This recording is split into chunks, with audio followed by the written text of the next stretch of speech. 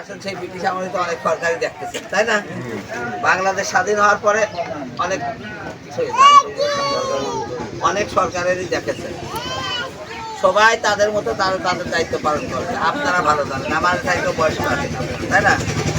আমরা জামাত ইসলামী কখনো আসি নাই। আমরা একটা বারের জন্য এই দেশটা চালায় দেখাতে চাই যে আর সকলের চাইতে ভালো পারি কিনা। জামাত ইসলামী এই ভালো চালানোর জন্য তাদের নেতাদেরকে সেইভাবে গড়ে তোলে, বুঝলেন? এই যে আমার হামিদ মেম্বার আছে সাথে, 2 বারের মেম্বার বেতন তুলে রাস্তা সারে। ইনশাল্লাহ আমরা যদি ক্ষমতায় আসি, ইনশাল্লাহ আমরা একটু দেশটার পরিবর্তন করবো ইনশাল্লাহ। আমাদের তো ওই জায়গায় না গেলে পারবো নাকি? এই জন্য আপনারা একটা বারের জন্য আমাদের দেবেন। আমরা যদি ভালো দেশ আপনাদের দিতে পারি আবার দেবেন, না হলে আর দেবেন না, ঠিক আছে?